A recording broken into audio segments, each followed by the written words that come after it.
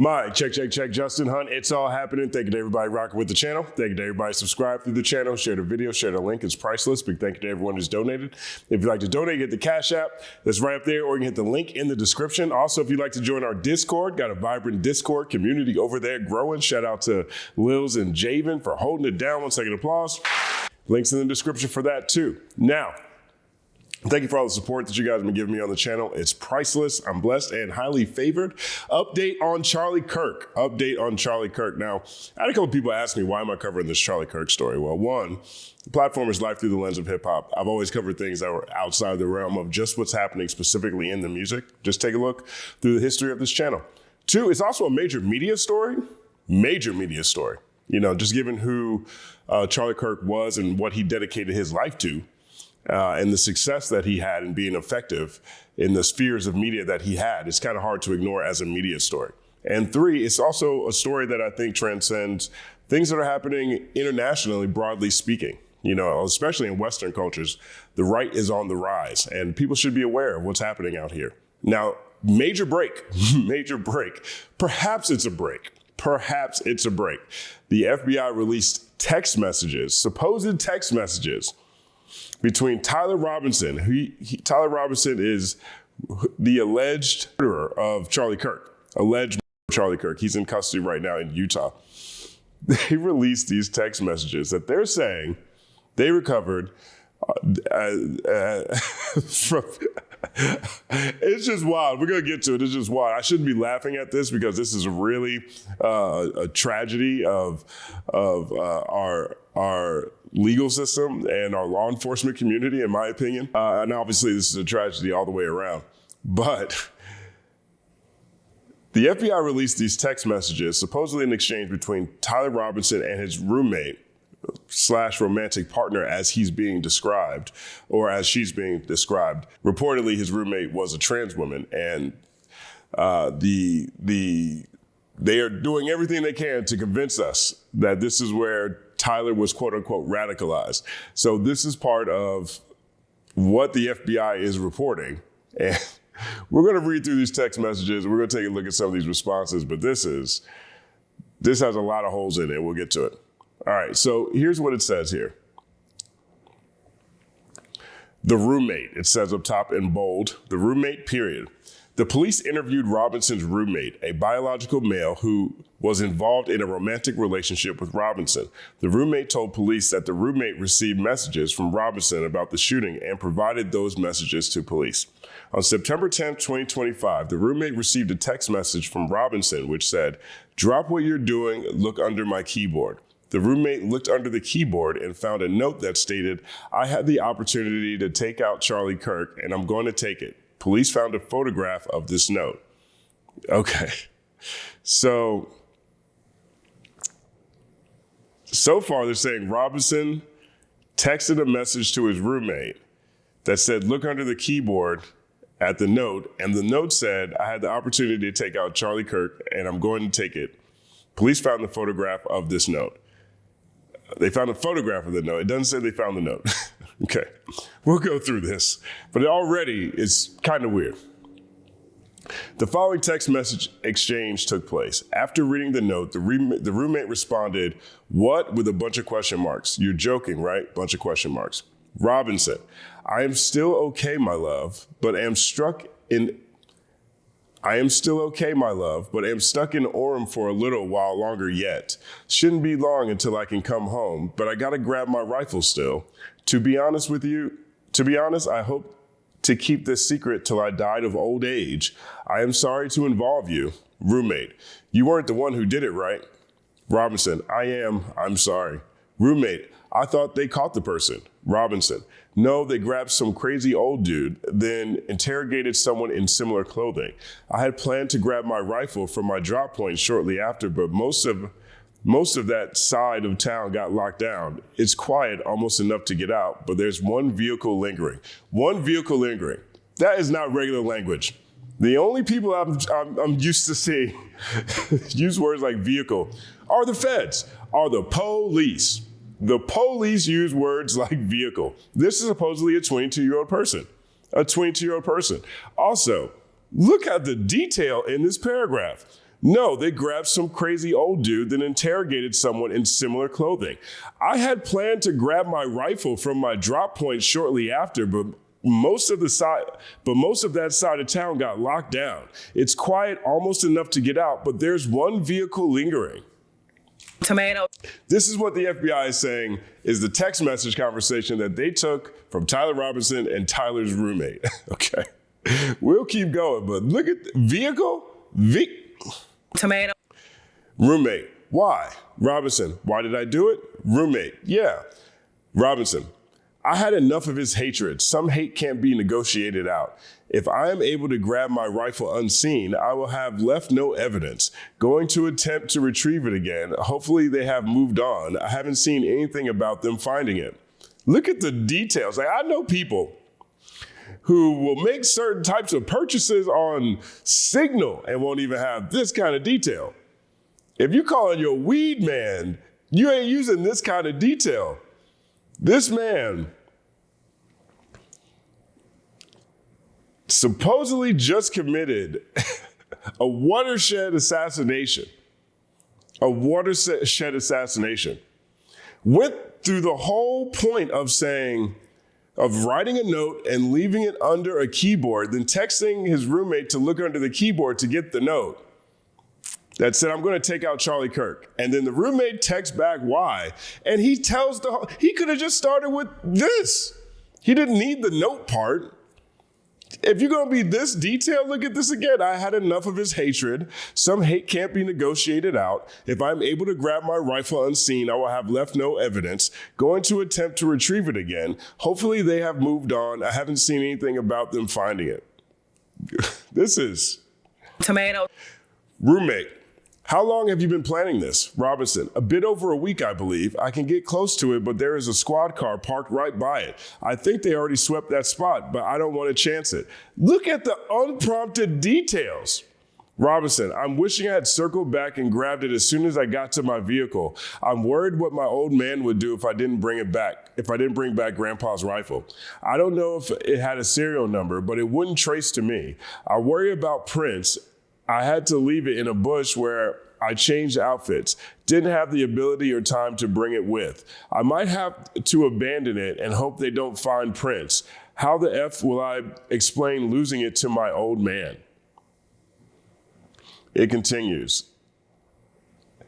Only thing I left was the rifle wrapped in a towel. Remember how I was engraving bullets? ?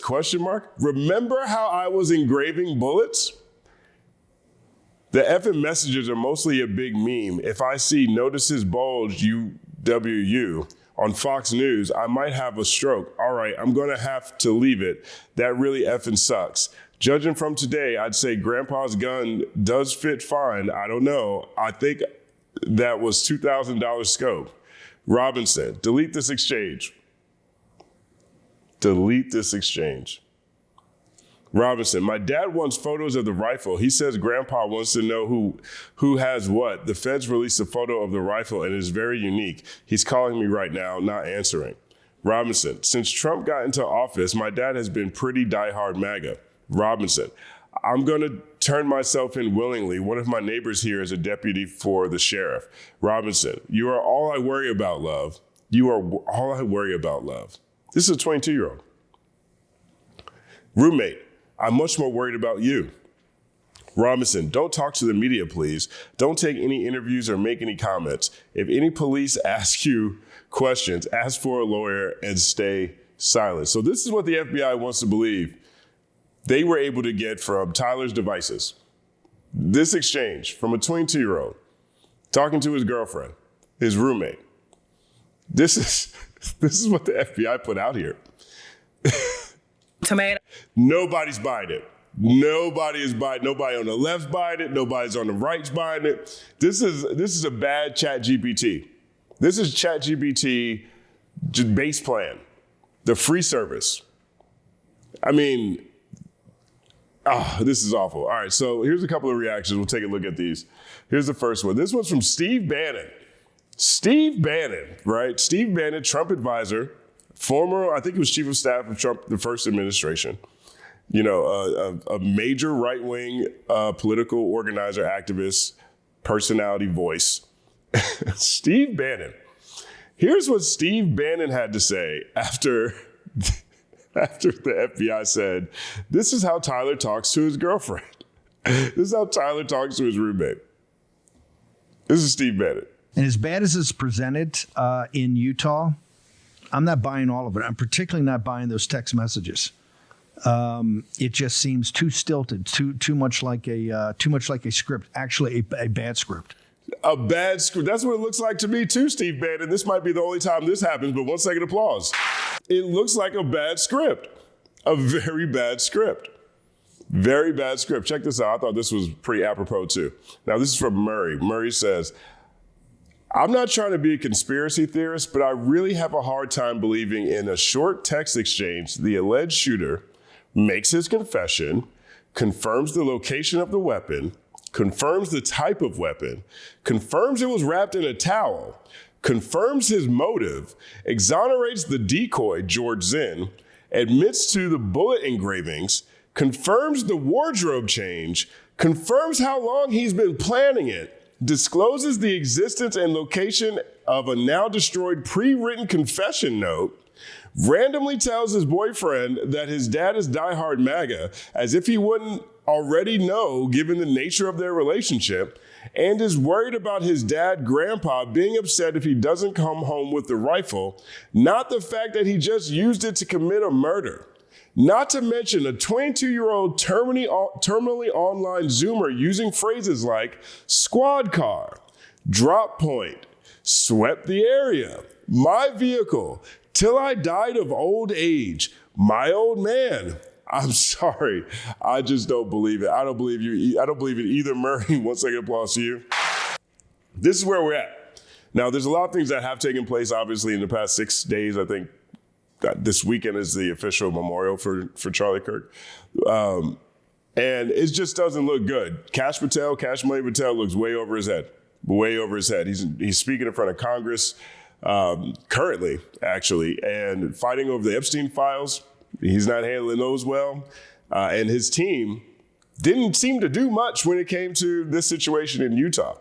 I mean, again, Tyler confessed. So the 33 hours between the confession and the shooting, the FBI wasn't that effective. And now they're showing up with this text conversation of a 22-year-old talking about my vehicle, squad car, drop point, confirming his motive, confirming the weapon was wrapped in a towel, confirming the type of weapon, confirming the location of the weapon, and confess. Tomato. This is this whole situation is looking really, really crazy. Right now, we have the right that is trying to make this story of a young MAGA kid who was corrupted in college, where he was for a semester, if I believe a semester, if not a month, but maybe a semester.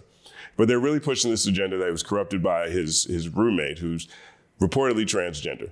Right now, there's also a whole crazy MAGA on MAGA civil war happening between Nick Fuentes, who was a vocal and outspoken antagonist of Charlie Kirk for years, and his Groyper community.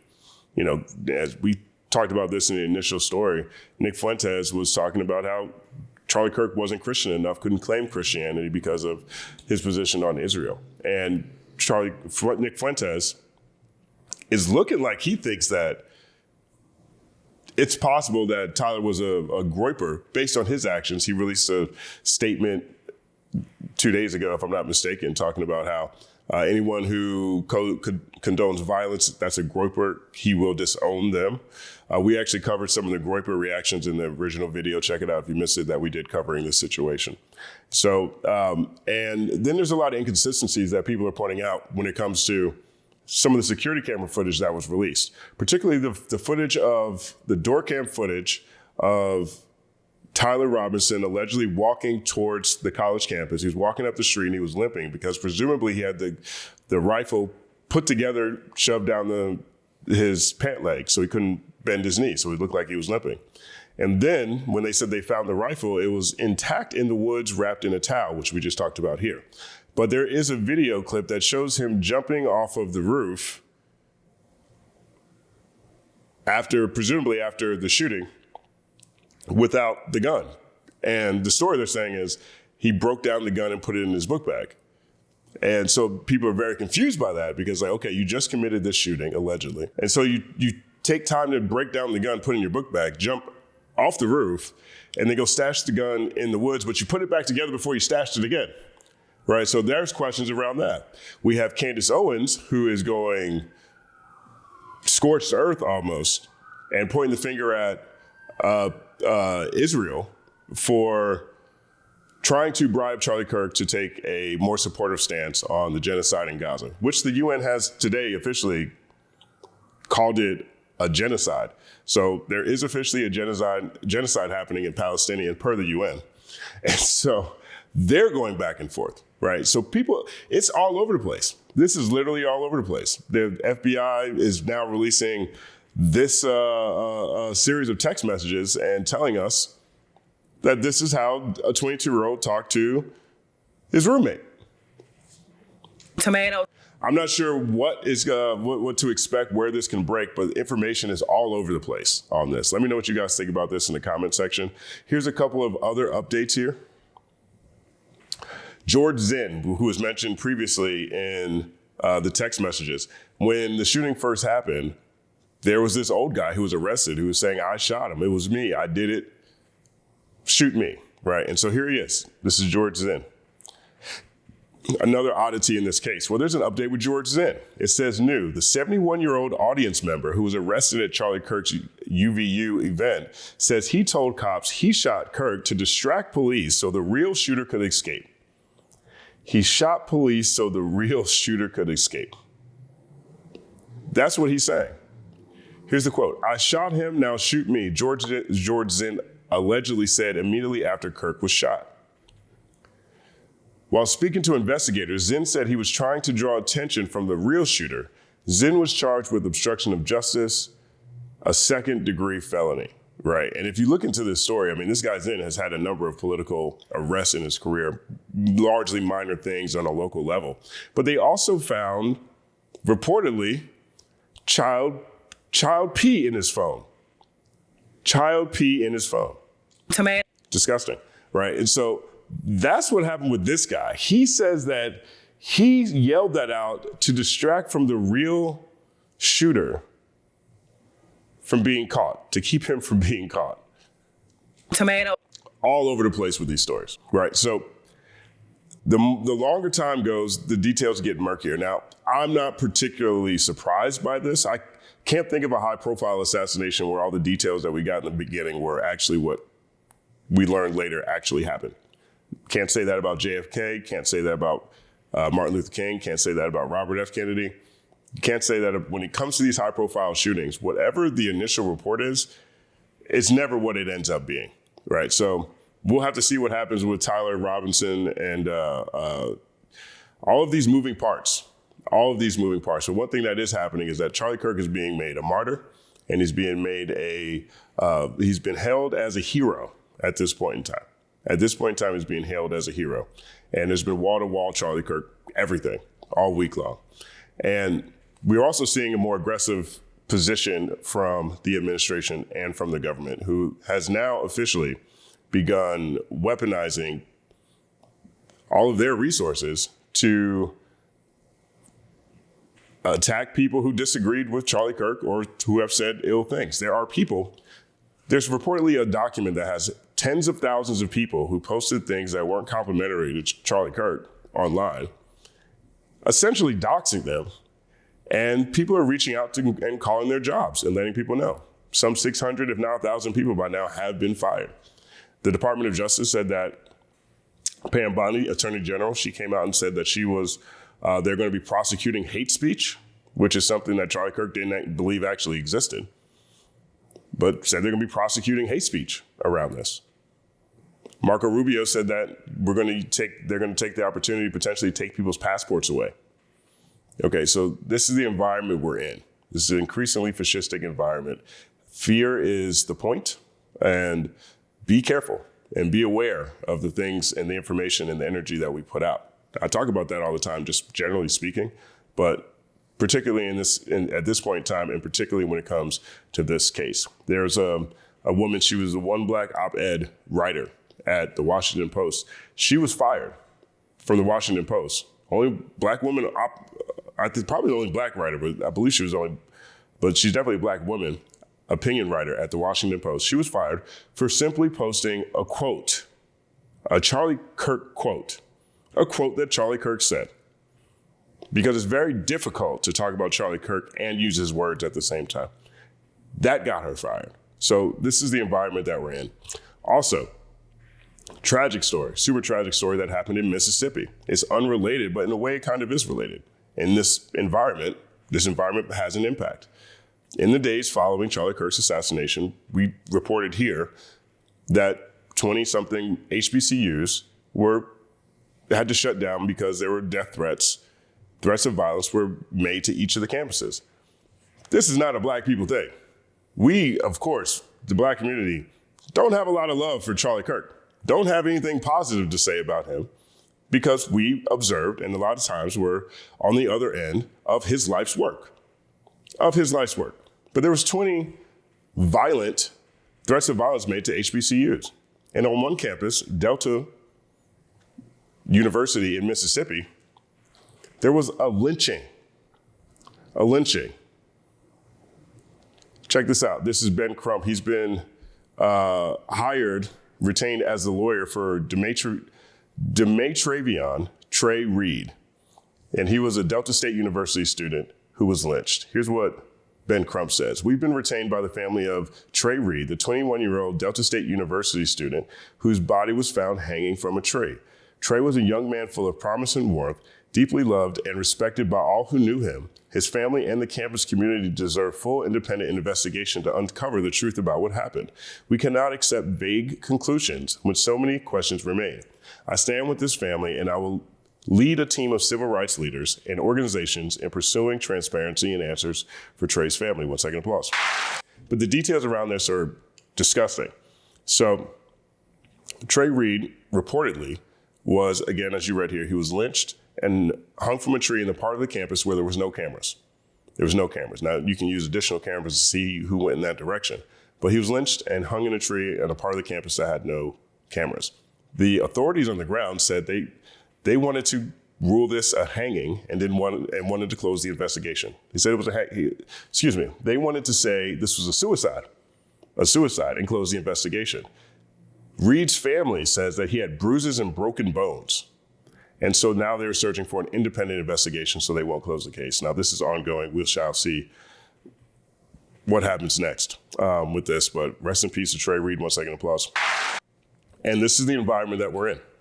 I say it all the time. It's not red team versus blue team with me. It's the Confederates. It's us versus the Confederates. Us versus the Confederates. And this is a Confederate environment, a Confederate-friendly administration with Confederate policies up and down. And now we're seeing some of the hallmarks of the Confederacy show up here in the days following the death of Charlie Kirk. Right. And I mean, this has been a tough couple of days, for me, particularly with some of the stories and how they break. Also, the energy that's being put on challenging free speech and people's ability to express themselves. I have not seen an environment like this in my lifetime. And I think I'd probably truthfully have to go back to my parents and my grandparents to get anywhere near the energy that we're seeing loudly being celebrated from a administrative level. So everybody be safe and be careful. I want to leave with this one quote because sometimes I do think perhaps there is some humor that could be found in some of these situations and circumstances. But this quote here, I think really captures sort of the absurdity of leadership in this moment and around this case. And this is from John Burshield. He says, breaking, the FBI, run by two podcasters, Kash Patel and Dan Bongino, is actively investigating the murder of a third podcaster, Charlie Kirk, while the vice president cosplays a fourth podcaster to host the show run by the third podcaster. Because JD Vance was hosting Charlie Kirk's podcast the past couple of days. Well, the first day, J.D. Vance hosted it, where him and Stephen Miller said how they plan to weaponize the anger around Charlie Kirk's death and attack their enemies. I'll read that one more time. Breaking. The FBI, run by 2 podcasters, is actively investigating the murder of a 3rd podcaster, while the vice president cosplays a 4th podcaster to host a show run by the 3rd podcaster. The USA, brought to you by Squarespace, BetterHelp, and ExpressVPN. Let me know what you guys think about all this in the comments section. My name is Justin Hunt. Like and subscribe to the channel. Follow at The Company Man on everything, including The Company Man podcast, wherever you listen to podcasts. Be safe. It's all happening.